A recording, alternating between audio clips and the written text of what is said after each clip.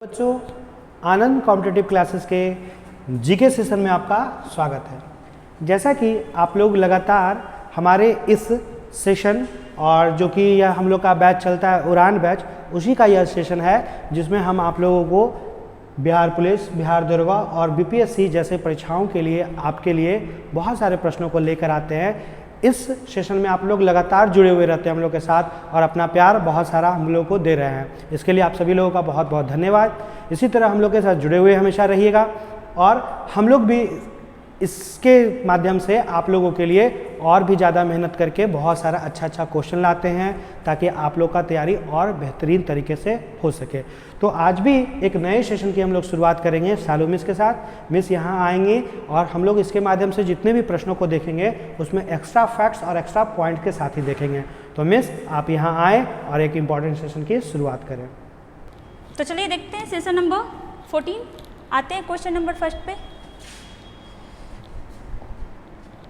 देखिएगा क्या बोल रहा है क्वेश्चन नंबर 1। 8 डाउन ट्रेन को कब लूटा गया था? सबसे पहले तो आइएगा 8 डाउन ट्रेन, इसको हम लोग जानते हैं काकोरी ट्रेन डकैती के नाम से, लेकिन अब क्या हुआ है कि इसका नाम चेंज हो गया है। योगी सरकार द्वारा इसका नाम अब क्या कर दिया गया? Kakori train action. इस चीज़ को याद रखिएगा। पहले इसका नाम क्या था? काकोरी ट्रेन डकैती। ठीक है, अब देखो डकैती के नाम क्यों दिया गया था? क्योंकि हम लोग जो भी मैक्सिमम हिस्ट्री पढ़ते हैं, ठीक है, वो किसके द्वारा लिखा हुआ? तो अंग्रेज के द्वारा ही लिखा हुआ पढ़ते थे। लेकिन अब हम लोग देखते हैं कि बहुत सारा आपका हिस्ट्री का भी कुछ बहुत सारा चैप्टर चेंज हो रहा है, जैसे मुगल पीरियड का कुछ हटाया जा रहा है। और यहाँ पे साथ इसके साथ ये भी किया गया कि यहाँ पे डकैती के नाम पे क्या किया गया? Kakori train action. ठीक है, हाल ही में किया गया, करंट का क्वेश्चन भी ये बन गया, काकोरी ट्रेन एक्शन किया गया। और ये घटना कब हुआ था? ये घटना हुआ था 9 अगस्त 1925 को। ठीक है, देखिए ऑप्शन में यहाँ पे दिया हुआ है ऑप्शन नंबर बी। सबसे पहले आइएगा, ये घटना हुआ कहाँ था, क्या हुआ था? तो आपका लखनऊ में एक स्टेशन था जिसका नाम क्या था? काकोरी। लखनऊ में एक स्टेशन था जिसका नाम था काकोरी। वहाँ पर एक ट्रेन को कुछ क्रांतिकारियों द्वारा लूटा गया था। अब देखो, लूटना वर्ड बोलना भी खराब लगता है क्रांतिकारी के लिए, लेकिन वही चीज़ हुआ था क्या? 1920। हम लोग जानते हैं कि 1920 से क्या चल रहा था? असहयोग आंदोलन, जो कब तक चला था? 1922 तक, और 1922 के आगे भी चलता। लेकिन गांधी जी चौरी चौरा कांड की वजह से इसको ख़त्म कर दिए थे। इस समय लोग में बहुत ज़्यादा क्रांतिकारी भावना आ गया था, बढ़ चढ़ के लोग हिस्सा ले रहा था, लेकिन था क्या? पैसा का बहुत कमी था। और आपको पता है, मात्र ये जो आपका ट्रेन लूटा गया था, इससे मात्र कहीं आपको कुछ डेटा अलग मिलेगा, 4600। ठीक है, ओनली 4600 रुपया लूट पाया था लोग इससे। और उसके बाद वहाँ जितने भी लोग इस एक्शन में, इस कांड में जितने भी लोग शामिल थे, सबको फांसी दे दिया गया था। सबको नहीं, कुछ लोगों को, जो बहुत ही इंपॉर्टेंट नाम है। जैसे देखिएगा, सबसे पहले आइएगा राजेंद्र लाहिड़ी, अशफाक उल्ला खां। और इनके बारे में हम लोग देखे थे क्वेश्चन में कि रिकॉर्डेड पहले मुस्लिम जो भारतीय स्वतंत्रता संग्राम के लिए फांसी पर चढ़े थे। और देखिएगा रोशन सिंह। और इस घटना के मास्टरमाइंड नाम क्या था? राम प्रसाद बिस्मिल। और ये घटना हुआ था कब? तो ये हुआ था आपका 9 अगस्त 1925 को। और 1927 को इन चारों लोगों को क्या दे दिया गया? फांसी दे दिया गया। लेकिन ये 4 लोग ही शामिल नहीं थे, और भी बहुत सारे क्रांतिकारी शामिल थे, जिनको किसी को उम्र कैद हुआ, आजीवन कारावास हो गया, और भी बहुत तरह का उनको सजा दिया गया था। फाइनली यहाँ पे हम लोग क्या देखें? 9 अगस्त 1925 ईस्वी को लखनऊ के काकोरी स्टेशन पे एक ट्रेन को लूटा गया, जिसमें मात्र 4600 रुपया ही लूट पाए थे। और उसके लिए देखिए, मतलब उस समय ये अमाउंट कितना बड़ा रहा होगा। इस अमाउंट के लिए इन लोगों को फांसी पर चढ़ा दिया गया, बहुत लोग को आजीवन कारावास हो गया। और अभी क्या हुआ है कि इसका नाम चेंज हो गया है, काकोरी ट्रेन डकैती के नाम पे क्या हो गया? एक्शन। और मैक्सिमम लोग जो इसमें थे, मैक्सिमम वो हिंदुस्तान रिपब्लिक एसोसिएशन ग्रुप से जुड़े हुए थे, जो भगत सिंह, राम प्रसाद बिस्मिल, चंद्रशेखर आजाद द्वारा बनवाया गया था। और आपका क्रांतिकारी कदम इससे उठाया जाता था। ठीक है, चलिए, तो यहाँ पर आंसर हो गया आपका ऑप्शन नंबर बी। आते हैं आगे, देखिएगा क्वेश्चन नंबर 2। उच्चतम लवणता पाई जाती है। लवणता मतलब नमक का सेंस दे रहा है यहाँ पे, मतलब पूछ रहा है कि इनमें से कौन सा लेक या सागर में, लेक मतलब क्या हो गया? झील। ठीक है, इसमें से कौन से लेक या सागर में सर्वाधिक लवणता पाया जाता है, सर्वाधिक नमक पाया जाता है? तो पहले आप देखिएगा औसत, मतलब किसी भी समुद्र में औसत लवणता कितना होता है? तो ये होता है 35%। किसी भी समुद्र में औसत लवणता कितना होता है, तो ये होता है आपका 35%, ये भी डेटा याद रखिएगा। लेकिन यहाँ पे पूछा है मैक्सिमम, तो ये हो जाएगा आपका कौन, लेक वॉन, ठीक है। और ये कहाँ है, तो ये है आपका तुर्की में, ठीक है, ये है आपका तुर्की में, और इसका नाम क्या है, वॉन झील, ठीक है। क्या नाम है, वॉन झील, है कहाँ, तो ये है आपका तुर्की में, हिंदी में आपको क्या क्या दे देगा, वॉन झील। और इसका लवणता कितना है, इसका लवणता है 330%, कितना, 330%। इस समुद्र का, इस झील का लवणता 330%, जो कि बहुत ज़्यादा है। देखिएगा तो इसका देता है 330%, वहीं पर मृत सागर का देखिएगा तो इसका है आपका 228%। अब आप कभी सेट वगैरह बनाओगे तो देखना कभी आंसर आपका मृत सागर दे देगा और कभी आपका वॉन झील दे देता है। तो वो आप ऑप्शन देखना, दोनों नहीं देगा साथ में, लेकिन कभी कभी देखो यहाँ पे दे भी दिया है, मृत सागर भी दे दिया और झील भी दे दिया। तो एक चीज़ याद रखिएगा, ये आपका सागर है और ये क्या है, ये है आपका झील, ठीक है। तो बाकी आप लोग उस सिचुएशन के अनुसार बनाइएगा कि क्या होगा, लेकिन फिर भी इसी का ज़्यादा होता है 330% और उसका होता है 228%, बट औसत कितना होता है, औसत होता है 35%, ठीक है। चलिए आते हैं आगे, देखिएगा क्वेश्चन नंबर 3, निम्नलिखित में से किस राज्य से होकर कर्क रेखा नहीं गुजरती है। नाम क्या है, ट्रॉपिक ऑफ कैप्रिकॉर्न, बहुत ज़्यादा इंपॉर्टेंट। सबसे पहले आइएगा कर्क रेखा कहाँ पर होता है, तो देखो ऐसा नहीं है कि ये पृथ्वी है, ठीक है, ऐसा नहीं है कि ये पृथ्वी है तो कोई पृथ्वी पे चढ़ा और बाहर से जाके उस पर लाइन खींच दिया, ये सब आपका इमेजिनरी लाइन है। इमेजिनरी लाइन की वजह से क्या होता है, हम लोग अक्षांश सिद्धांत के बारे में पता चलता है और भी बहुत कुछ, उसके डेट वगैरह बहुत कुछ इससे पता चलता है। सबसे पहले तो आइएगा कि ट्रॉपिक ऑफ कैप्रिकॉर्न कर्क रेखा है कहाँ पर, तो अगर हम लोग पृथ्वी को 2 बराबर भागों में बांट देते हैं तो ये कौन सा रेखा हो गया, ये हो गया आपका 0 डिग्री भूमध्य रेखा, ठीक है। ये कहलाता है आपका 0 डिग्री, ये होगा आपका 0 डिग्री और इसको क्या बोलते हैं, भूमध्य रेखा, और कहीं कहीं इसको विषुवत रेखा भी कहा जाता है और इक्वेटर भी कहा जाता है। क्यों, क्योंकि इक्वल शेप में क्या किया, ये पृथ्वी को उत्तर और दक्षिण, ये क्या हो गया उत्तरी गोलार्ध और ये क्या हो गया आपका दक्षिणी गोलार्ध। अब देखिएगा एक रेखा यहाँ पर से जाएगा और एक रेखा यहाँ पर से जाएगा, ये रेखा क्या कहलाएगा, ये हो गया आपका 23.5 डिग्री, ठीक है, 23.5 डिग्री दक्षिण, और ये क्या हो गया 23.5 डिग्री उत्तर। देखिएगा अच्छे से समझिएगा, ये क्या हुआ 0 डिग्री ये हो गया, 23.5 डिग्री दक्षिण ये हो गया और 23.5 डिग्री उत्तर ये हो गया। और जो उत्तर वाला लाइन होता है ये क्या कहलाता है, ये कहलाता है आपका कर्क रेखा, और जो दक्षिण वाला होता है ये क्या कहलाता है, ये कहलाता है मकर रेखा, ठीक है। चलिए इतना क्लियर हुआ। अब क्या क्वेश्चन है हमारा कि निम्नलिखित में से किस राज्य से होकर कर्क रेखा नहीं गुजरती है, मतलब भारत में भी कुछ राज्य से कर्क रेखा गुजरता है। हम लोग शुरुआत से देख लेते हैं यहाँ पे, और देखिएगा इसका एक ट्रिक आता है, लेकिन उस ट्रिक को नहीं याद रखना, क्यों, क्योंकि अब क्वेश्चन बहुत हार्ड देता है। अब क्या बोलेगा कि बताओ पश्चिम से पूर्व की ओर से जाओ, पूर्व से पश्चिम की ओर से जाओ, और अगर आप ट्रिक में जाओगे तो ट्रिक में पता नहीं चल पाएगा। सबसे पहले आइएगा, जैसे देखो अगर ये भारत है तो हम लोग यहाँ से लेते हैं, सबसे पहले तो हो जाएगा आपका राजस्थान, देखिएगा राजस्थान, राजस्थान के बाद कौन सा हो जाएगा, देखिए सबसे पहले गुजरात आएगा, सबसे पहले हो जाएगा आपका गुजरात। देखिएगा राजस्थान से नहीं, पहले राजस्थान से पहले आपका गुजरात पड़ता है, ठीक है। तो हम लोग देखते हैं, सबसे पहले तो हो जाएगा आपका गुजरात, ठीक है, और गुजरात के बाद राजस्थान का थोड़ा सा एरिया एकदम कवर करता है, ठीक है। मैप के अकॉर्डिंग चल रहे हैं तो गुजरात राजस्थान, और राजस्थान के बगल में कौन सा हो जाएगा, तो ये हो जाएगा मध्य प्रदेश, और हम लोग जानते हैं कि मध्य प्रदेश से कौन सा अलग हुआ है, ये अलग हुआ है आपका छत्तीसगढ़, ठीक है। ये क्या हो जाएगा छत्तीसगढ़, छत्तीसगढ़ के आगे क्या पड़ता है मैप के अकॉर्डिंग, तो ये हो जाएगा झारखंड, ठीक है, झारखंड, झारखंड के बाद हो जाएगा आपका वेस्ट बंगाल, पश्चिम बंगाल, पश्चिम बंगाल हो जाएगा। उसके बाद फिर क्या होगा, फिर होगा आपका त्रिपुरा, और सबसे लास्ट में क्या हो जाएगा मिजोरम। तो देखिएगा कितना स्टेट हुआ जहाँ से हमारा कर्क रेखा गुजरता है, तो ये हो गया आपका 4 4 8 1 9। मतलब सबसे पहले आप याद रखिएगा कि भारत के 9 राज्य से कर्क रेखा गुजरती है, और ये हो गया आपका क्रम के अकॉर्डिंग कि पश्चिम से पूर्व की ओर कैसे गुजरता है, ठीक है। और यहाँ पे देखो इसके अकॉर्डिंग आंसर क्या हो जाएगा, तो राजस्थान है, त्रिपुरा है, छत्तीसगढ़ है, होगा क्या नहीं मिजोरम, और हमेशा मिलता जुलता ही नाम देता है कन्फ्यूजन के लिए, मणिपुर और मिजोरम एक जैसा लगेगा, ऑप्शन देखिए पता ही नहीं चलेगा। तो आप लोग पहले तो इसको क्रम से ही याद रखिएगा। और यहाँ पे क्या 23.5 डिग्री जो उत्तर होता है कर्क रेखा, 23.5 डिग्री जो दक्षिण में रहा मकर रेखा, और 0 डिग्री को क्या कहते हैं इक्वेटर भूमध्य रेखा। हमारा भारत कहाँ पे पड़ता है, तो हमारा भारत यहीं पे पड़ता है। एक चीज़ और याद रखिएगा, कर्क रेखा, ये क्वेश्चन आता है कि कर्क रेखा को कौन सी नदी, कर्क रेखा को कौन सी नदी 2 बराबर भागों में बांटती है, तो ये हो जाएगा माही नदी, ठीक है, माही नदी, ये आपका कर्क रेखा को 2 बराबर भागों में बांटती है। पहला आप ये याद रखिएगा। दूसरा ऐसा कौन सा कॉन्टिनेंट है जहाँ से तीनों रेखा गुजरता है? देखो भारत से आपका भूमध्य रेखा नहीं गुजरता है, भूमध्य रेखा ऊपर है, मतलब यहाँ पे 8 डिग्री लगभग ऊपर अब क्या है भारत, लेकिन भूमध्य रेखा के करीब है। एक ऐसा कॉन्टिनेंट है जो जिससे तीनों रेखा गुजरता है। कौन सा कॉन्टिनेंट हो जाएगा? तो ये हो जाएगा आपका अफ्रीका। ठीक है, अफ्रीका एकमात्र ऐसा कॉन्टिनेंट है जिसे तीनों रेखा गुजरता है, और ये सब आपका इमेजिनरी लाइन है, ना कि कोई पृथ्वी के ऊपर चढ़ के पेंटिंग कर दिया है। ठीक है, चलिए आगे आइएगा। क्वेश्चन नंबर 3 देखिएगा, 4 देखिएगा। बिहार में किसान सभा के संस्थापक कौन थे?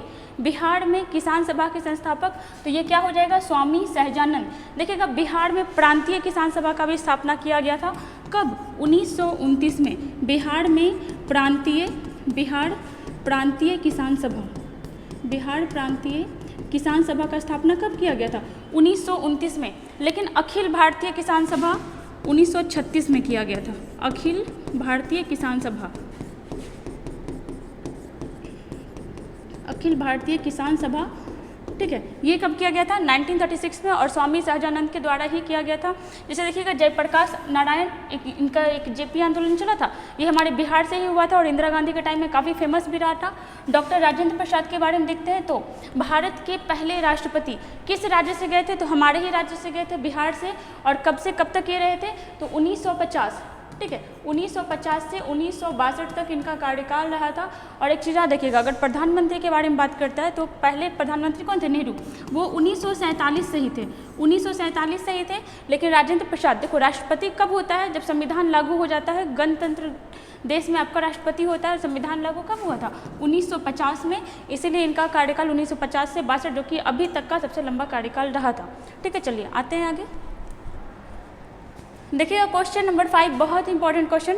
रिंग ऑफ फेंस, ये आपका सेम उसी के जैसा है। कौन सा? तो सहायक संधि टाइप का। रिंग ऑफ फेंस नीति कौन लाया था? अब इसमें क्या होता था कि मान लो ये ब्रिटेन, हम लोग जानते हैं कि भारत पे सिर्फ ब्रिटेन का शासन नहीं चल रहा था, और भी बहुत लोग था। हम लोग क्रम कैसे याद रखते हैं? तो ऐसे PDF बोलते हैं ना, इसी टाइप से PDEDF। पहले कौन आया था? पुर्तगाली, फिर आया था आपका डच नीदरलैंड वाला, फिर आया था आपका अंग्रेज, फिर आया था डेनिश, और फिर आया था कौन? फ्रेंच, फ्रांसीसी वाला। अब देखना इसमें इंपॉर्टेंट क्या था कि सबसे ज़्यादा हम लोग जानते हैं कि सबसे ज़्यादा भारत को तबाह कौन किया? तो ये था आपका अंग्रेज। लेकिन इसको भी कोई भारत में परेशान कर रहा था, और वो कौन था? वो था फ्रेंच। फ्रेंच आया था लास्ट में, लेकिन ये भी बहुत ही पावरफुल शक्ति रहा था और इसको काफ़ी टक्कर दिया था अंग्रेज को। तो अंग्रेज क्या था ना कि भारत में यहाँ का जो छोटा मोटा राजा होता था, इसको क्या बोलता था कि हम आप मेरा जो सेना है, मतलब ब्रिटिश सेना आपका रक्षा करेगा। और वो किससे रक्षा करता था? तो सिर्फ और सिर्फ फ्रेंच से ही करता था। क्यों? क्योंकि ये चाहता था, अंग्रेज क्या चाहता था कि यहाँ का जो भी छोटा मोटा शासक है वो मेरे अंडर में रहे, ना कि फ्रेंच के अंडर में। ठीक है, जैसे देखिएगा टीपू सुल्तान, वो हमेशा फ्रेंच के कोऑर्डिनेशन में रहता था, अंग्रेज के कोऑर्डिनेशन में नहीं रहता था। इस चीज़ को याद रखिएगा। और अगर बात करते हैं कि जो सहायक संधि या रिंग ऑफ फेंस की संधि अंग्रेज लाता भी था, तो किसके वजह से लाता था? फ्रेंच के वजह से लाता था। यहाँ पे आंसर क्या हो जाएगा? यहाँ पे आंसर होगा आपका वॉरेन हेस्टिंग्स। और इसी से मिलता जुलता एक और था सहायक संधि, उसको लाया था कौन? फ्रांसीसी गवर्नर डुप्ले। सहायक संधि को सर्वप्रथम डुप्ले द्वारा लाया गया था, लेकिन सर्वाधिक प्रयोग किया था किसके द्वारा? अंग्रेज के द्वारा। और अंग्रेज में भी कौन? लॉर्ड वेलेजली के द्वारा किया गया था। ठीक है, अब देखो यहाँ पे आया कुछ गवर्नर का नाम, तो हम लोग एक बार शुरुआत से देख लेते हैं। जैसे हम लोग जानते हैं कि जो भी हम लोग गवर्नर, पुलिस व्यवस्था जो भी आज है, नो डाउट सीखे हैं अंग्रेज से। क्यों? क्योंकि अंग्रेज से पहले भारत में क्या चल रहा था? मुगल पीरियड चल रहा था। और मुगल पीरियड के पहले क्या चल रहा था? तो ये आपका दिल्ली सल्तनत चल रहा था, और इसके बाद ही कौन आया था? अंग्रेज आया था। तो हम लोग ये जो आपका कानूनी व्यवस्था क्या होता है, विधायिका, कार्यपालिका, न्यायपालिका क्या होता है, ये आदमी अंग्रेज से ही चुका। क्योंकि उसके पहले भारत में क्या चल रहा था? राजा प्रजा चल रहा था। अब देखिएगा भारत में पहली बार गवर्नर कहाँ का बना था? बंगाल का। ठीक है, तो देखना इस चीज़ को समझिएगा। सबसे पहले आइएगा बंगाल का गवर्नर। बंगाल का, इसमें बहुत कन्फ्यूजन भी होता है सबको। बंगाल का पहला गवर्नर कौन बना था? ये बना था रॉबर्ट क्लाइव। कौन बना था? Robert Clive. और अपने आप में बहुत ही ज़्यादा ये इंपॉर्टेंट है, क्योंकि बहुत सारा युद्ध भी लड़ा था ये, और इसे स्वर्ग से उत्पन्न सेना नायक भी का भी संज्ञा दिया गया। कौन सा युद्ध लड़ा था? 1757 का प्लासी का युद्ध। उसके बाद देखिएगा, अब देखो क्या था ना कि रॉबर्ट क्लाइव के अंडर में सबसे पहले तो आइएगा कि आपका भारत को 3 प्रेसिडेंसी में बांटा गया था। किसमें? तो सबसे पहले तो आ जाओ बंगाल, और बंगाल उस समय का बहुत बड़ा सा बंगाल होता था, समझो कि आधा भारत कवर हो गया। दूसरा क्या था आपका? मद्रास, ठीक है, आज का तमिलनाडु वाला। और तीसरा क्या था? बम्बई। मतलब समझो कि लगभग भारत तो कवर कर लिया ना। यहाँ पे थोड़ा आपका छूट जाता, कौन सा, ये मैसूर वाला। अब आइएगा तो बंगाल का पहला गवर्नर, मतलब यहाँ का गवर्नर कौन था, ये था रॉबर्ट क्लाइव। नंबर 2 पे आइएगा, उसके बाद आया आपका 1773 का रेगुलेटिंग एक्ट। 1773 का रेगुलेटिंग एक्ट के तहत क्या किया गया, बंगाल के गवर्नर को बंगाल का गवर्नर जनरल बना दिया गया। शॉर्ट में लिखते हैं बंगाल का गवर्नर जनरल, ठीक है। अब देखो क्या हुआ है कि इसका पद बढ़ा दिया, पहले गवर्नर था, अब क्या बन गया, गवर्नर जनरल। साथ में इसका अधिकार क्षेत्र भी बढ़ा दिया। कैसे, तो पहले तो सिर्फ बंगाल का गवर्नर था, अब क्या हुआ कि मद्रास और बम्बई का भी प्रेसिडेंसी इसके अंडर में आ गया। और अब ये कौन बन के आए थे दोबारा, तो ये आया था वॉरेन हेस्टिंग्स। Warren Hastings. तो क्या हो जाएगा कि बंगाल का पहला गवर्नर जनरल, बंगाल का पहला गवर्नर जनरल कौन हो जाएगा, वॉरेन हेस्टिंग्स। अब देखो यहाँ पे इसी नाम आया था। उसके बाद आइएगा, अब देखो उसके बाद क्या होगा कि बंगाल, अभी भी बंगाल का ही चल रहा है ना, उसके बाद क्या होगा कि जब भारत पे अधिकार होगा तब बन जाएगा आपका भारत का गवर्नर जनरल। भारत का गवर्नर जनरल, ये भी आपका पहला ही आएगा। और ये कौन बनेगा, तो ये बनेगा आपका लॉर्ड विलियम बेंटिक, ठीक है। कौन, Lord William Bentinck, Lord William Bentinck.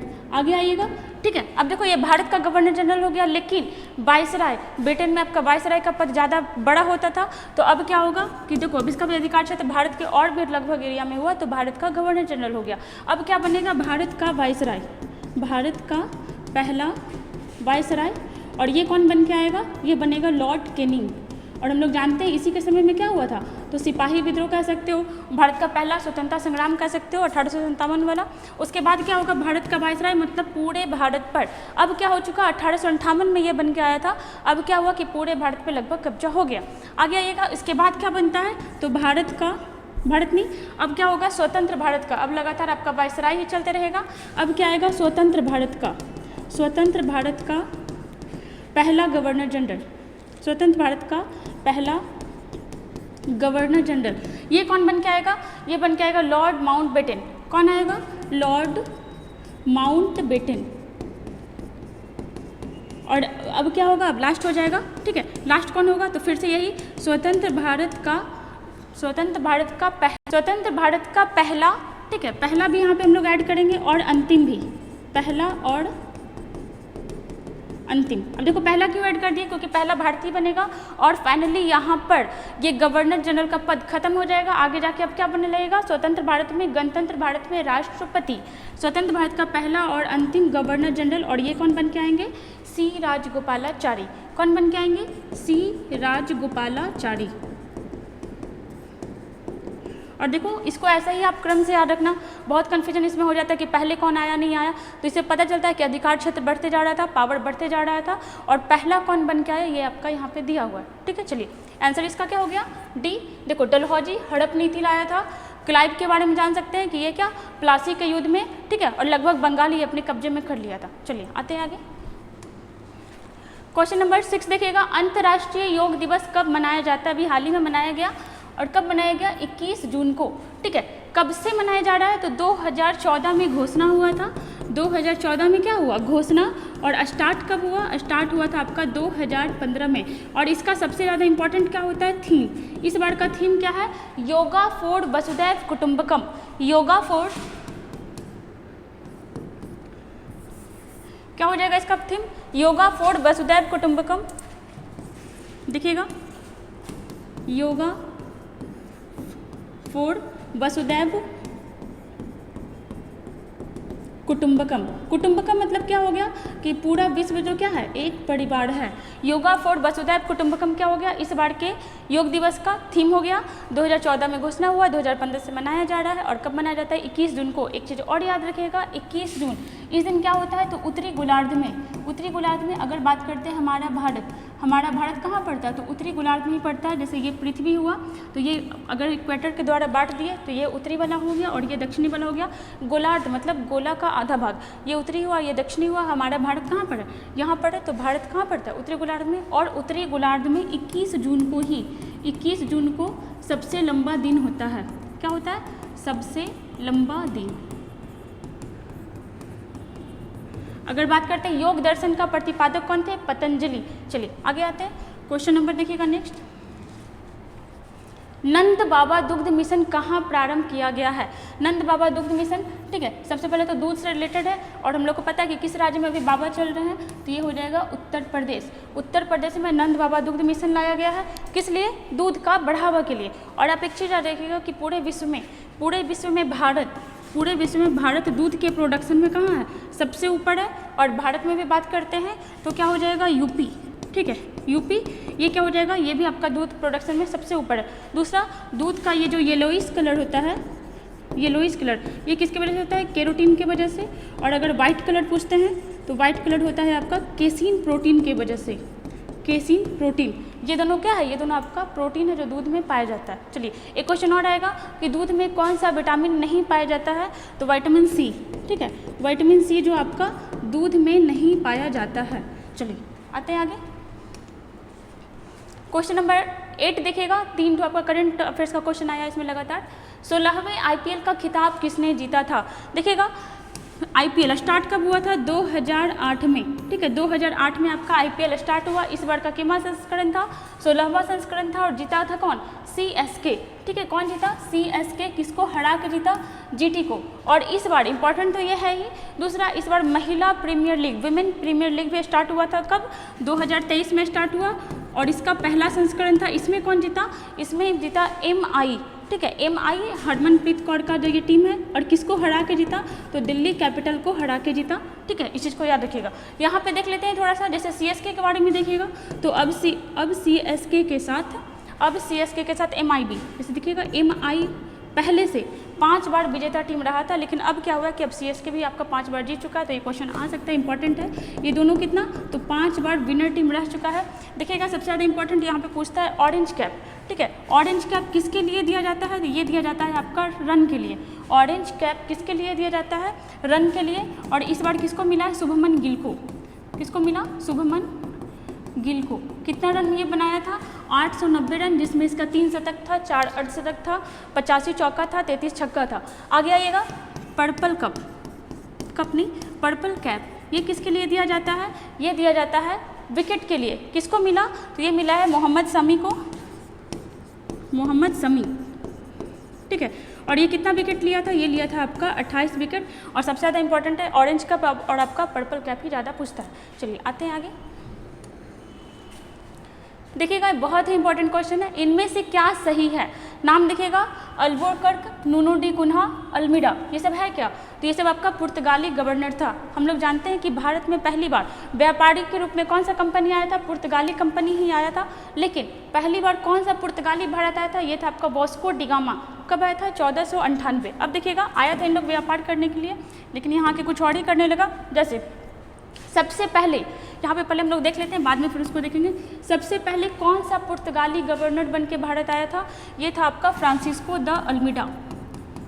Francisco de Almeida, देखिए नाम से लग रहा है कि फ्रांसीसी होगा, लेकिन नहीं, पुर्तगाली था। ये कौन है? तो ये भारत में आया, ठीक है, कौन आया? पुर्तगाली। और मान लो कि ये कंपनी खोल लिया भारत में, और क्या किया? यहाँ का गवर्नर पहली बार किसको बना के भेजा गया? फ्रांसिस्को द अल्मीडा को। और ये क्या चलाया? Blue water policy. देखिए यहाँ पे दिया भी है, अल्मीडा ने ब्लू वाटर पॉलिसी चलाया। क्या चलाया? Blue water policy. अब ये क्या था? इसको हिंदी में बोलते हैं शांत जल की नीति। क्या था? तो जैसे अगर ये भारत है तो यहाँ पे क्या किया था? पुर्तगाली का शासन था, तो इसके आसपास ये जितना भी नदी था, इस नदी पे लगभग अधिकार कौन कर लिया था? पुर्तगाली लोग। मतलब इस नदी से जिसको भी, यहाँ पे नदी नहीं कहेंगे, सागर, समुद्र, महासागर, यहाँ से जिसको भी गुजरना होता था वो इसको क्या करता था? टैक्स देता था, तभी जा कर के गुजरता था सही सलामत। नहीं तो यही लोग क्या करता था? लुटवा देता था और बोलता था कि देखो या तो टैक्स दो, नहीं तो फिर वहाँ पे जो भी समुद्र लुटेरे वो आप लोग को लूट लेगा, और ऐसा करवाता भी था। मतलब ब्लू वाटर पॉलिसी लाया आपका फ्रांसिस्को द अल्मीडा, जो पहला पुर्तगाली गवर्नर था। आगे आएगा, दूसरे नंबर पर आया था अल्बुकर्क, ठीक है, दूसरे नंबर पर कौन आया था? अल्बुकर्क। और बहुत ज़्यादा इंपॉर्टेंट, इसको पुर्तगाली का वास्तविक संस्थापक कहा जाता है भारत में। क्या किया ये यूसुफ आदिल शाह से क्या जीता था? गोवा। यूसुफ आदिल शाह से गोवा जीता, ठीक है, गोवा को जीता। और क्या किया? ये वास्तविक मतलब वास्तविक संस्थापक इसको कहा जाता है। क्यों? क्योंकि ये कुछ जीता नहीं, बस यहाँ पे पानी पे ही अधिकार करते रहा और खुद को मतलब वाटर पॉलिसी का राजा भी कहता था। यूसुफ आदिल शाह से क्या जीता? गोवा। हम लोग जानते हैं कि सबसे पहले गोवा को ही और सबसे बाद में गोवा ही आज़ाद हुआ था। किससे? पुर्तगाली से। और ये क्या किया? अपने आसपास के क्षेत्र में क्या किया? सती प्रथा को बैन किया। तो ये नाम आता है, क्वेश्चन आता है कि किस पुर्तगाली गवर्नर ने सती प्रथा को रोकने का कोशिश किया? तो ये हो जाएगा अल्बुकर्क। अब ऐसा नहीं था कि ये बहुत अच्छा था इसलिए सती प्रथा को रोक रहा था। पहली बार तो ये यहाँ आया तो इसको ये चीज़ बहुत अजीब लगा कि अगर हस्बैंड मर रहा है तो वाइफ को भी साथ में जलाया जा रहा है। दूसरा, इसको ये अपॉर्चुनिटी लगा, क्या? क्योंकि इसका मतलब पुर्तगाली का संख्या भारत में बहुत कम था। लोग काम के लिए ही आते थे, या तो व्यापारी आते थे या फिर उसके साथ 2-4 लोग आते थे। इन लोग यहाँ पर अपना जनसंख्या बढ़ाना शुरू किया। कैसे? जो भी महिला को जला दिया जाता था उसको इन लोग सिंपैथी देना शुरू किया और फिर इन लोग से शादी करने लगा। जो आज हम लोग एंग्लो इंडियन का नाम सुनते हैं, वो लोग यही था जो यहाँ रहता था, यहाँ की महिला से शादी करता था और फिर जो उसका बच्चा हुआ वो आपका एंग्लो इंडियन कहलाता था। ठीक है, तीसरे नंबर पे आइएगा। कौन कौन हो गया? फ्रांसिस्को द अल्मीडा, अल्बुकर्क और तीसरा हो जाएगा नूनू डी कुन्हा। नूनू डी कुन्हा। ये क्या किया था? ये द्वीप पर, दमन द्वीप का नाम सुने हैं ना, जो यूटी है, ये द्वीप पर अधिकार किया था। द्वीप पर अधिकार। तो ये तीनों का नाम याद रखिएगा। अब हम लोग ऊपर चलते हैं। देखो यहाँ पे क्या दिया हुआ है। 1510 में अल्बुकर्क ने आदिल शाह से गोवा जीता, जो कि हम लोग देखें सही है ये। दूसरा आइएगा, 1534 में नूनो डी कुन्हा ने द्वीप को जीता। कौन है ये? तो ये भी आपका पुर्तगाली गवर्नर है। अगला देखिएगा, अल्मीडा ने ब्लू वाटर पॉलिसी चलाई, जो कि बिल्कुल सही है। और देखिएगा, अल्बुकर्क ने सती प्रथा पर प्रतिबंध लगाया, लेकिन कहाँ पर? पूरे भारत में नहीं, अपने क्षेत्र पर। ठीक है, इसके अकॉर्डिंग आंसर क्या हो जाएगा? ऑप्शन नंबर ई। चलिए आते हैं आगे। क्वेश्चन नंबर 10 देखिएगा। इनमें से क्या सही है? देखिएगा, इलाहाबाद की प्रथम संधि, और ये क्वेश्चन इस बार आया हुआ था बिहार सचिवालय में। इलाहाबाद की प्रथम संधि, इलाहाबाद की द्वितीय संधि कब हुआ था? तो एक हुआ था आपका 12 अगस्त को, एक हुआ था 16 अगस्त को, और ईयर कौन सा है? 1765। हम लोग को समझ में आना चाहिए 1765 इट मीन्स बक्सर युद्ध के बाद। ठीक है, बक्सर युद्ध के बाद। बक्सर युद्ध कब हुआ था? 22 अक्टूबर 1764। कब हुआ था? 22 अक्टूबर 1764 को बक्सर का युद्ध हुआ था। और इसमें बुरी तरह से भारत का जो सेना था, भारत का जो शासक था, छोटा मोटा जो भी, बंगाल का था, अवध का था और मुगल शासक था, तीनों बुरी तरह से हारा था। और इस समय कहते हैं कि इस युद्ध के बाद अंग्रेज का पैर जो था भारत में पूरी तरह से जम चुका था। प्लासी में हुआ था, लेकिन इस समय आपका जैसे देखो, इसमें कौन कौन सा? बक्सर का युद्ध जो हुआ था, 3 सेना और अकेले अंग्रेज। बक्सर के युद्ध में अंग्रेज कौन था? Hector Munro. कौन था? Hector Munro. ठीक है, वर्सेज इधर से कौन कौन था? इधर से अवध का नवाब था। ठीक है, सुजाउद्दौला। देखो, सुजाउद्दौला अलग है, सिराजुद्दौला अलग है। सिराजुद्दौला बेचारा मर गया था कब? 1757 में ही मर गया था। हम लोग बात कर रहे हैं 64 का। अवध का नवाब सुजाउद्दौला। और क्या? मुगल शासक कौन था? शाह आलम द्वितीय। और बंगाल का नवाब कौन? पूर्व नवाब मीर कासिम। ठीक है, और तीनों बुरी तरीके से हारा था। जीता था कौन? Hector Munro. और जीतने के बाद ये इतना संधि करवाया था, बुरी तरह से लूट लिया था इन लोगों को। तो ये दोनों संधि आपका सही है। इलाहाबाद की प्रथम संधि, इलाहाबाद की द्वितीय संधि 12 अगस्त को हुआ, और आपका 16 अगस्त 1765। नेक्स्ट आइएगा, अलीनगर की संधि कब हुआ था? 9 फरवरी 1757। कब हुआ था? 9 फरवरी 1757। और अगर आप रिलेट करोगे तो देखो कुछ रिलेट हो रहा है। 9 फरवरी 1757 को अलीनगर का संधि हुआ। और ये जो आपका प्लासी का युद्ध हुआ था, कब हुआ था? ये हुआ था 23 जून 1757 को। कौन सा युद्ध हुआ था? प्लासी का युद्ध हुआ था।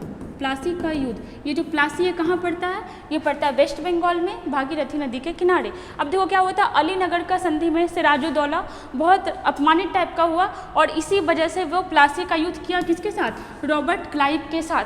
तो यहाँ पे आप याद रखना कि अलीनगर का जो संधि है किसके बीच हुआ था? सिराजुद्दौला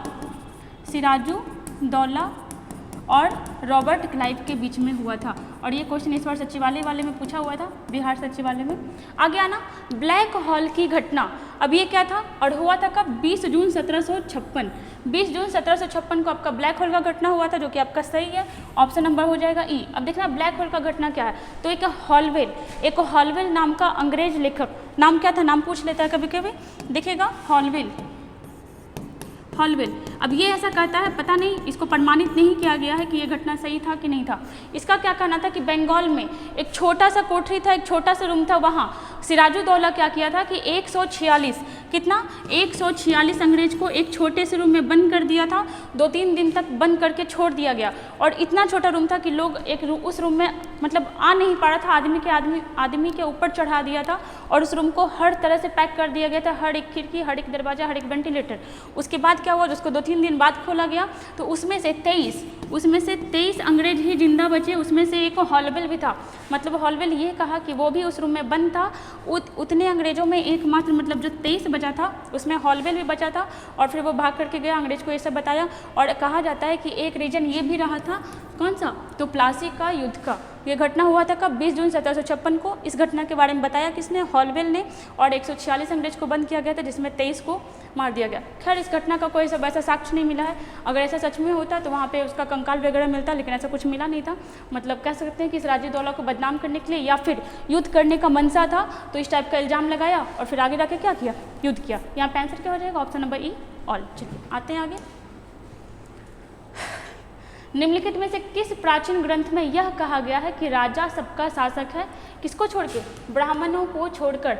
जब आप पढ़िएगा प्राचीन भारत का इतिहास तो उसमें देखिएगा कि ब्राह्मण किस तरह से पावरफुल हो गया था। जितना कास्टिज्म आज आप देखते हो सब वही लोग का बनाया हुआ था। ब्राह्मण बहुत ज़्यादा पावरफुल होते जा रहा था। क्यों, क्योंकि शिक्षा का अधिकार ये अपने तक सीमित कर लिया था। उपनयन संस्कार जिसको कहा जाता है ये अपने तक सीमित कर लिया था। स्त्री और शूद्र को शिक्षा का कोई भी अधिकार नहीं था। कब, उत्तर वैदिक काल आते आते। और यही रीजन है कि अब इसको बढ़ाने के लिए, अब इसको बराबर करने के लिए क्या किया गया, आरक्षण दिया जा रहा है ताकि महिला, अब देखोगे अभी भी जो आरक्षण दिया जाता है ये SC ST को और महिला को दिया जाता है। क्यों, क्योंकि इन लोग दोनों को एक टाइम ऐसा था कि वो शिक्षा से एकदम से अलग कर दिया गया था, उपनयन संस्कार से बिल्कुल। उत्तर वैदिक काल पर ना उसमें एकदम से दिया हुआ है कि स्त्री और शूद्र को उपनयन संस्कार का भागीदार नहीं बनाया गया था। और ये सब किसका क्या होता है, तो मैक्सिमम आपका ब्राह्मण का ही किया गया था। क्यों, क्योंकि वेद वेदांग पुराण सब पढ़ने का अधिकार किसके पास था, ब्राह्मण के पास। अगर कोई और पढ़ता, कोई और सीखता तो ब्राह्मण का पावर कम नहीं लगता, और इसीलिए उन लोग ऐसा किया था। यहाँ पे क्या दिया हुआ है, तो ये हो जाएगा आपका गौतम धर्मसूत्र। इसमें क्या कहा गया है कि ब्राह्मण, देखो हर जगह दिया हुआ है कि ब्राह्मण को वहाँ पे क्या होता था, कोई भी मृत्युदंड नहीं दिया जा सकता था, किसी छोटे राजवंश के बराबर में, छोटे जाति के बराबर में नहीं जोड़ा जाता था। और जो पहले जाति होता था ये कर्म के आधार पर, जैसे वैदिक काल हम लोग जब पढ़ते हैं तो 2 पीरियड में पढ़ते हैं। पहला आपका चलता है 1500 BC से, मतलब पूरा वैदिक काल आपका 1500 BC से 600 BC चलेगा। इसको भी 2 भाग में बांटा जाएगा, कौन कौन सा, तो ये हो जाएगा 1500 BC से 1000 BC, ठीक है।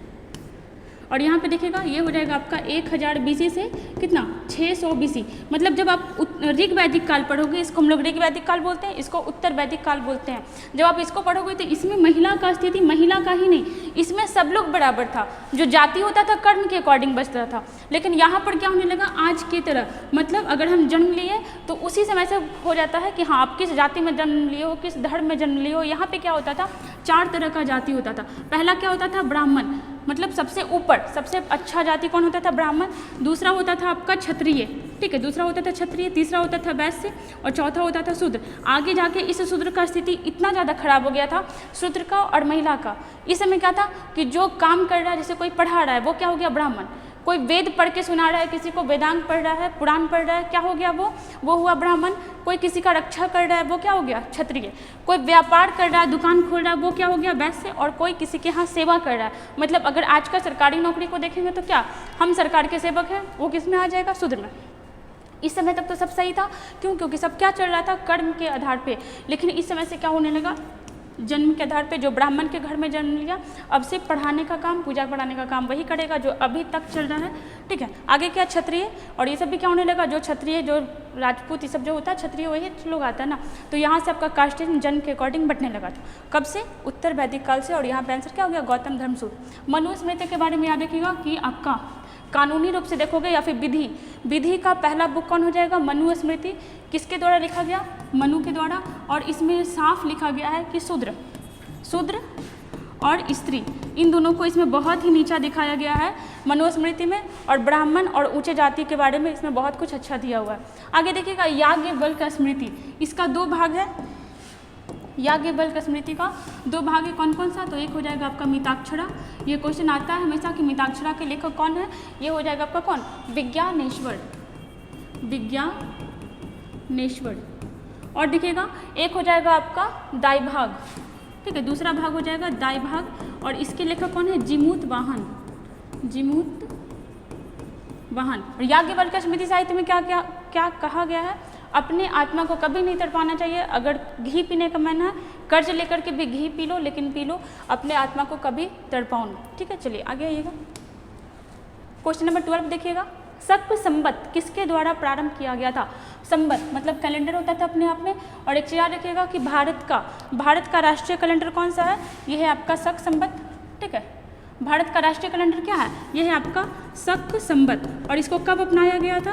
अपनाया गया था 22 मार्च 1957 को, 22 मार्च 1957 को, 57 को। एक चीज़ और याद रखिएगा, क्वेश्चन आता है कि शक संवत का पहला दिन, जैसे हम लोग मनाते हैं न्यू ईयर, ये ग्रेगोरियन कैलेंडर के अकॉर्डिंग मनाते हैं 1 जनवरी को, लेकिन इसके अकॉर्डिंग क्या हो जाएगा? तो देखना, हिंदू धर्म वाला लोग 22 मार्च को मनाता है न्यू ईयर, 22 मार्च को, या कभी कभी 21 मार्च को भी होता है। और 21 मार्च को कब होता है? लीप ईयर में, लीप ईयर में। ठीक है, अब देखना शक संवत कब स्टार्ट हुआ था? ये क्वेश्चन आपका। शक संवत किसके द्वारा प्रारंभ किया गया? ये किया गया कनिष्क के द्वारा। किसके द्वारा? कनिष्क के द्वारा। यहाँ पे थोड़ा देख लीजिएगा, शक संवत कब प्रारंभ हुआ था? ये हुआ था आपका 78 ईस्वी, 78 ईस्वी। वहीं पे देखिएगा विक्रम संवत, विक्रम संवत ये किसके द्वारा स्टार्ट हुआ था और कब हुआ था? 57 BC में। ठीक है, मतलब ईसा के जन्म के 57 साल पहले। और किसके द्वारा? चंद्रगुप्त विक्रमादित्य के द्वारा, जिसको द्वितीय भी कहा जाता है। आगे देखना, जैसे और देख सकते हैं गुप्त संवत, गुप्त संवत। ठीक है, ये कब स्टार्ट हुआ था? तो 319 से 320 AD। ठीक है, AD मतलब क्या हो गया? ईस्वी। गुप्त संवत हुआ। और देखिएगा, और क्या देख सकते हैं, अभी जो हम लोग यूज कर रहे हैं कैलेंडर, वो कौन सा कैलेंडर रहेगा? Gregorian calendar. और देखिएगा इलाही संवत किसके द्वारा? अकबर के द्वारा। इलाही संवत कब स्टार्ट हुआ था?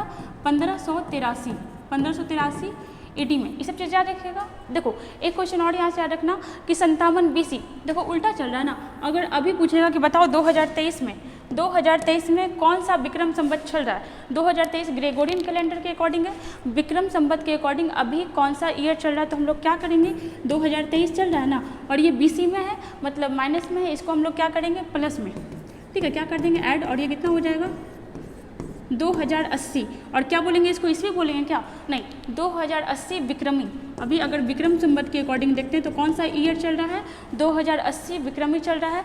शक संवत के अकॉर्डिंग देखेंगे तो देखना ईस्वी दिया हुआ है ना, तो इसमें से क्या करेंगे? 2023 में से 78 माइनस कर देंगे। ईस्वी है मतलब AD में है, प्लस में है। ठीक है, इसे पूरा कॉन्सेप्ट अपने आप में। AD में है तो इसको क्या करेंगे? माइनस। ये क्या निकल जाएगा? शक संवत। और एक चीज़ इंपॉर्टेंट याद रखिएगा, हमारे संविधान की प्रस्तावना में विक्रमी संवत का प्रयोग किया गया है। और 49 में जब आप 78 ऐड करोगे तो 2076 कुछ ऐसा ही आता है। मतलब जो आप देखना कभी प्रस्तावना पढ़ के, लास्ट में जो डेट दिया हुआ है 2006 विक्रमी, विक्रम के अकॉर्डिंग है। और विक्रम में आप कैसे निकालोगे? 57 ऐड करके। चलिए ठीक है, इसका आंसर क्या हो जाएगा? कनिष्क। देखना हर्षवर्धन भी निकाला था अपना, ये भी अपना गुप्त संवत हर्ष संवत निकाला था। आगे आइएगा। निम्नलिखित घटनाओं का काल क्रमानुसार लिखिए। अब देखो कौन सा घटना कब हुआ था, इंपॉर्टेंट है। सबसे पहले आएगा मार्ले मिंटो सुधार। कब हुआ था ये हुआ था आपका 1909 में। देखो सबको आप रिलेट कर सकते हो। 1905 में क्या हुआ था? बंगाल विभाजन, हिंदू मुस्लिम के बीच फूट होने लगा था। 1906 में क्या हुआ था? मुस्लिम लीग का स्थापना हुआ था। 1909 में क्या हुआ था? तो ये आपका यहाँ पे मतलब मुस्लिम और इन्हीं लोग का अपना निर्वाचन निकलने लगा था। मार्ले क्या था? तो देखना मार्ले जो था आपका सचिव था। कभी कभी यही क्वेश्चन पूछ लेता है कि ये मार्ले कौन था? ये भारत का राज्य सचिव था। मिंटो कौन था? तो ये था आपका वायसराय। चूँकि देखो 1909 चल रहा है, 1858 के बाद क्या होने लगा था? वायसराय होने लगा था। मिंटो क्या हो जाएगा? ये वायसराय। आगे देखिएगा क्रिप्स मिशन कब आया था? 1942 में। 1942 में कौन आया था? Cripps mission. और देखना कैबिनेट मिशन ये कब आया था? 1946, 1946 में। और मॉन्टेग्यू चेम्सफोर्ड सुधार ये आया था 1919 में।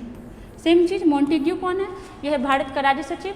चेम्सफोर्ड कौन है? तो ये है आपका वायसराय। अब मिला दीजिएगा क्या होगा आंसर। तो पहले तो हो जाएगा एक वाला, ठीक है, उसके बाद फिर आपका हो जाएगा 1909, फिर हो जाएगा आपका 4 वाला, और यहाँ पे हमारा आंसर क्या हो गया? Option number C। ठीक है, चलिए आते हैं आगे। क्वेश्चन नंबर 14 देखिएगा। सेब का कौन सा भाग खाया जाता है? ठीक है, सेब हो गया या नाशपाती हो गया। यहाँ पे नाशपाती भी देख लेना, नाशपाती। ठीक है, दोनों का कौन सा भाग खाया जाता है? मांसल पुष्पासन, खाने वाला जो भाग होता है वो क्या खाया जाता है? मांसल पुष्पासन। दो चार तो इंपॉर्टेंट है जो देख लीजिएगा, जैसे नारियल, नारियल इसका क्या होगा? इसका होगा भ्रूणपोष। इसका जो खाने वाला एरिया होता है ये क्या होता है? भ्रूणपोष। और देखिएगा लीची, सबसे ज़्यादा यही दोनों क्वेश्चन आता है। लीची का कौन सा भाग खाया जाता है? तो लीची का खाया जाने वाला जो भाग होता है उसको एरिल कहते हैं। ठीक है, चलिए आगे आइएगा। निम्नलिखित में से किसने विधवा पुनर्विवाह के लिए संघर्ष किया और अंततः इसे कानूनी मान्यता दिलवाई? कौन था ये? तो ये थे ईश्वर चंद्र विद्यासागर। ईश्वर चंद्र विद्यासागर फाइनली मतलब बहुत ही संघर्ष के बाद क्या स्टार्ट करवाए थे? विधवा पुनर्विवाह। ठीक है, और देखिएगा राजा राम मोहन राय ये किससे संबंधित थे? तो ये सती प्रथा को बैन कराने का ये बहुत ज़्यादा कोशिश किए थे। और देखिएगा एनी बेसेंट, ये तो भारत में आईएनसी की पहली महिला अध्यक्ष कौन थी? ये थी एनी बेसेंट, पहली भारतीय महिला। देख लेंगे तो ये हो जाएगा सरोजिनी नायडू, और अगर दूसरी तीसरी महिला देखते हैं तो ये हो जाएगी नेली सेन गुप्ता। आगे आइएगा। चित्रकला की मुगल शैली को आरंभ किसने किया था? इंपॉर्टेंट है, चित्रकला की मुगल शैली ये स्टार्ट किया था हुमायूं। कौन स्टार्ट किया था? हुमायूं। और हुमायूं था ये बेचारा बहुत ही निर्वासित जीवन भी जिया था। किसकी वजह से? शेर शाह के वजह से। और ये जो आपका मुगल शैली स्टार्ट किया था ये कहाँ जाके स्टार्ट किया था? तो फारस और अफगानिस्तान वाले क्षेत्र में, और वहाँ पे ये छुप छुपा के रह रहा था। किससे? शेरशाह से, चूँकि शेरशाह से बहुत बार ये युद्ध में हारा था। अकबर के समय में देखिएगा, ठीक है, ये आपका क्या? तो चित्रकला विभाग का स्थापना किसके समय में हुआ था? ये हुआ था अकबर के समय में। दो नाम देखिएगा, हमेशा पूछ लेता है क्वेश्चन, दसवंत और बसावन, ये दोनों कौन था? चित्रकार था। और किसके टाइम में था? ये था अकबर के समय में। जहांगीर के समय में देखिएगा चित्रकला का स्वर्ण काल किसके काल को कहा जाता है? ये कहा जाता है किसके काल को? तो ये हो जाएगा आपका जहांगीर के काल को। आगे आइएगा। क्वेश्चन नंबर 17, मानव शरीर का ताप क्रम है। देखिएगा जाड़ा में घट जाता है, गर्मी में बढ़ता है, न ही जाड़ों में घटता है और न ही गर्मियों में बढ़ता है। इसका आंसर क्या हो जाएगा? Option number C. मतलब हमारे शरीर का जो टेम्परेचर होता है वो हर जगह पे उतना ही रहेगा, ना कि जाड़ा में घटेगा और गर्मी में बढ़ेगा भी नहीं। देख लीजिएगा कितना होता है, तो 3 चीज़ में होता है, सेल्सियस हो गया, फ़ारेनहाइट हो गया, और हो गया एक आपका केल्विन। सेल्सियस में लगभग कितना होता है? ये 36.9, कहीं कहीं आपको 37 में मिल सकता है। कितना? 36.9 डिग्री सेल्सियस होता है। फ़ारेनहाइट में लगभग कितना होता है? तो ये 97-98 के लगभग में होता है। ठीक है, 97 डिग्री फ़ारेनहाइट। और देखिएगा केल्विन, तो ये हो जाएगा आपका 310 केल्विन। देखो इसमें से अगर आपको एक भी किसी का पता होगा ना तो आप फॉर्मूला से निकाल सकते हो, बहुत बार फॉर्मूला बताया गया है। इसका आंसर क्या हो जाएगा? Option number C. और ऐसे भी देखिएगा जो वार्म ब्लडेड जो जीव होता है उसका टेम्परेचर कभी भी घटता बढ़ता नहीं है मौसम के अकॉर्डिंग। वहीं पर जो आपका कोल्ड ब्लडेड होता है उसका गर्मी में बढ़ जाएगा, ठंड में घट जाएगा। आगे आते हैं। क्वेश्चन नंबर 18 देखिएगा, भारतीय संविधान के किस अनुच्छेद द्वारा निम्न दुर्बल वर्गों की शिक्षा संबंधी, यहाँ पे दुर्बल मतलब कौन हो गया? SC, ST और आपका पिछड़ा वर्ग।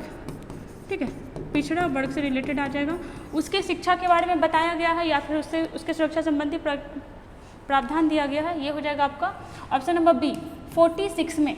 ठीक है, 46 में ये दिया गया है। और हम लोग देखो 46 आ गया, इट मीन्स कहाँ से कहाँ तक? 36 से 51 तक आपका DPSP चलता है। DPSP अगर बात करते हैं DPSP किस भाग में है, तो भाग हो जाएगा आपका भाग 4। ठीक है, कहाँ से लिया गया है? तो ये लिया गया है आयरलैंड से।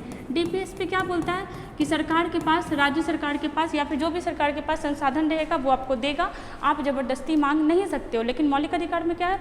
सरकार के पास साधन संसाधन रहे ना रहे वो आपको देना ही पड़ेगा एट एनी कॉस्ट। आगे देखिएगा 46 हो गया।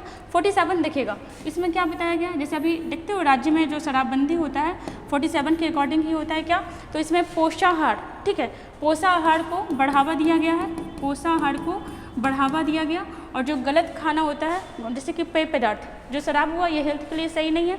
अगर कोई शराब पी करके उसका अगर तबीयत खराब होता है तो राज्य सरकार के ऊपर जिम्मेवारी आएगा कि उसको सही करवाओ, तो इसीलिए इसको बैन किया जाता है। लेकिन होता क्या है कि बहुत ज़्यादा टैक्स आता है इस वजह से, इसलिए कोई भी सरकार इसको बैन नहीं करना चाहता है। 48 में देखना तो देखो 47 में क्या किया? पोषाहार को बढ़ावा दिया, और 48 में आपका कृषि को बढ़ावा दिया। किसको? कृषि को। यहाँ पे आंसर क्या हो जाएगा? Option number B 46। आगे आइएगा, देखिएगा क्वेश्चन नंबर 19, मंदी क्या है। यहाँ पे देखिएगा ऑप्शन इसका हो जाएगा, वस्तुओं की पर्याप्त मांग न होने के कारण उत्पादन तथा रोजगार में जो कटौती होता है वो क्या कहलाता है, मंदी। और मंदी में क्या होता है, तरलता बहुत कम हो जाता है, मंदी में तरलता। और हम लोग इकोनॉमिक्स में तरलता किसको बोलते हैं, पैसा को, कॉइन को हम लोग क्या बोलते हैं, तरलता। जैसे ही मंदी आता है मार्केट में पैसा बहुत कम हो जाता है, पैसा बहुत कम होगा, सामान कम बिकेगा, सामान कम बिकेगा, रोजगार में कमी आएगा। और देखो छोटा सा जो चीज़ होता है, मतलब अगर तरलता कमा उसके बाद भयानक मंदी होता है, और बहुत बार मंदी आया है, इकोनॉमी में यही सब का अध्ययन किया जाता है। यहाँ पे आंसर क्या हो जाएगा, वस्तुओं की पर्याप्त मांग न होने के कारण उत्पादन तथा रोजगार में क्या होने लगता है, कटौती होने लगता है, कमी होने लगता है। आगे आइएगा लास्ट क्वेश्चन, संविधान सभा के संबंध में निम्नलिखित कौन से कथन सही हैं। हम लोग जानते हैं कि जो भारत का संविधान है किसके द्वारा बनाया गया, एक संविधान सभा के द्वारा, ठीक है। संविधान सभा का पहला बैठक कब हुआ था, 9 दिसंबर 1946 को। उसके बाद इस समय क्या हुआ था कि अस्थायी अध्यक्ष सच्चिदानंद सिन्हा को चुन लिया गया था। दूसरा बैठक कब हुआ था, 11 दिसंबर 1946 को। इसमें परमानेंट अध्यक्ष किसको चुना गया था, डॉक्टर राजेंद्र प्रसाद। उसके बाद तीसरा बैठक कब हुआ था, 13 दिसंबर 1946 को। इस दिन क्या हुआ था, उद्देश्य प्रस्ताव पारित किया गया था, लाया गया था, किसके द्वारा, जवाहरलाल नेहरू के द्वारा, जवाहरलाल नेहरू के द्वारा। और यही आगे जाके किसका आधार बना था, प्रस्तावना का। चलो यहाँ पे देखिएगा क्या दिया हुआ है, वह वयस्क मताधिकार पर आधारित नहीं था। क्या, तो जो संविधान सभा में जो भी लोग चुन के आने वाले थे वो कैसे आएंगे उसके बारे में यहाँ पे दिया हुआ है। तो क्या हो जाएगा, वह वयस्क मताधिकार पर आधारित नहीं था, सही है। आगे आइएगा, प्रत्यक्ष निर्वाचन से परिणामित हुआ था, जी ये गलत दिया हुआ है, यहाँ पे क्या होना चाहिए था, अप्रत्यक्ष, ठीक है, अप्रत्यक्ष। आगे आइएगा, संविधान सभा के सदस्यों का चुनाव आबादी के आधार पर हुआ था। जी हाँ, ये बिल्कुल सही दिया हुआ है। क्या, तो हर 10 लाख की आबादी पर, 10 लाख की आबादी पर कितना व्यक्ति चुन के आया था, 1, ठीक है। और टोटल कितना आया था बताइएगा आप लोग कमेंट करके। वह कई समितियों के माध्यम से काम करता था। तो हाँ, संविधान सभा हर एक अलग अलग कमेटी बता दिया गया था और हर समिति अलग अलग विषय पे काम कर रहा था। इसमें ज़्यादा क्वेश्चन आता है कि इसमें महिला का संख्या कितना था, 15। इसमें से 2 महिला के बारे में याद रखिएगा, बेगम एजाज रसूल, बेगम एजाज रसूल, ये क्या एकमात्र महिला, मतलब मुस्लिम महिला थी। और एनी एस्करीन, ठीक है, कौन, एनी एस्करीन, ये क्या थी, तो ये एकमात्र मनोनीत, मनोनीत मतलब क्या होता है, उनका चुनाव नहीं हुआ, उनको किसी के द्वारा चुनकर, किसी के द्वारा मनोनीत करके भेज दिया गया था। वो कौन थी, एनी एस्करीन। और बेगम एजाज रसूल एकमात्र मुस्लिम महिला थी, किसमें, संविधान सभा में। और संविधान सभा का पहला बैठक हुआ था 9 दिसंबर 1946 को, और लास्ट बैठक कब हुआ था, 24 जनवरी 1950 को, ठीक है। चलिए, और जब यही हमारा संविधान लागू हुआ तो हमारा देश क्या हो गया, गणतंत्र। संविधान बन गया था 26 नवंबर 1949 को, लेकिन 26 जनवरी 1930 से ही लोग क्या कर रहा था, स्वतंत्रता दिवस मना रहा था। और इसी डेट को यादगार बनाने के लिए थोड़ा दिन वेट किया गया और 26 नवंबर 1949 के जगह पर 26 जनवरी 1950 को क्या हुआ, संविधान लागू हुआ। और उस समय से हमारा देश क्या हो गया, गणतंत्र हो गया। यहाँ पर हमारा 20 क्वेश्चन कम्प्लीट हुआ विथ फुल एक्सप्लेनेशन के साथ, ठीक है। लगता है पिछले वाले में आंसर नहीं बताया गया। यहाँ पे देखिएगा क्या हो जाएगा आंसर, तो देखिएगा यहाँ पे बस आपका 2 वाला में दिक्कत था, क्या, प्रत्यक्ष के, देखो यही सब होता है, एकदम कितना छोटा सा नॉमिनल सा यहाँ पे आंसर दिया गया है। यहाँ पे प्रत्यक्ष है, आंसर क्या होना चाहिए था, अप्रत्यक्ष। तो उससे क्या हो जाता है कि ऑप्शन नंबर डी सही हो जाता, लेकिन यहाँ पे प्रत्यक्ष दे दिया तो आंसर क्या हो जाएगा इसका, ऑप्शन नंबर सी। क्या, तो वयस्क मताधिकार पर आधारित नहीं था। और क्या, तो संविधान सभा का चुनाव जो है आबादी के आधार पर हुआ था, 10 लाख में 1 का। और वह कई समितियों के माध्यम से काम करता था, बहुत सारा समिति बनाया गया था। आंसर हो गया इसका सी। और हमारा यहाँ पे 20 क्वेश्चन कंप्लीट हुआ विथ फुल एक्सप्लेनेशन के साथ। हमारे साथ ऐसे ही बने रहिए और पढ़ते रहिए। Thank you.